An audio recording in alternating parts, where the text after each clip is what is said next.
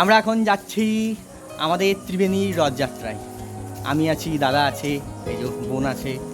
এখন সবাই মিলে রথ দেখতে যাচ্ছি। চলে এসেছি আমাদের ত্রিবেণীর রথের মেলায়। এসেই দেখতে পেলাম এই গ্যাস বেলুনগুলো আগে নেওয়ার জন্য আমরা ছোটোবেলায় খুব বায়না করতাম। আর দেখুন রথ এখনও যায়নি, রথ এখনও যাওয়ার দেরি আছে। আর এখনই দেখুন অনেক মেলায় কিন্তু লোকজন জমা হয়েছে, ভালোই ভিড় হয়েছে। এদিকে জন্য এই যে এই খেলনাগুলোও ভালো লাগছে। এগুলো এক ধরনের বেলুন, বিভিন্ন কার্টুনের বেলুন। প্রচুর লোক হয়েছে কিন্তু।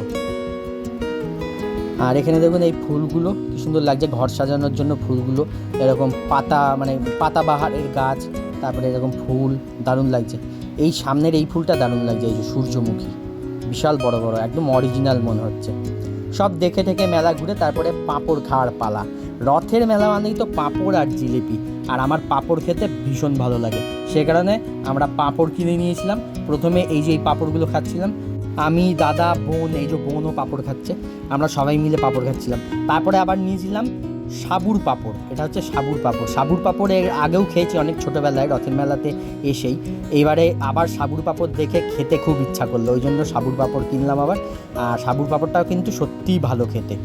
তারপরে চলে গেলাম আইসক্রিম খেতে। এই জিনিসটা কিন্তু আমাদের সকলের খুব প্রিয়, আমাদের সব ভাই বোনেদের। আপনাদের কার কার আইসক্রিম খেতে ভালো লাগে অবশ্যই কমেন্ট করে জানাবেন।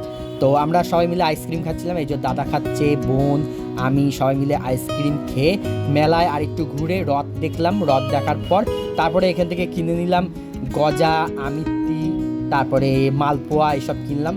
তারপরে আবার আরেকটা দোকানে গেলাম, সেখান থেকে জিলিপি কিনলাম।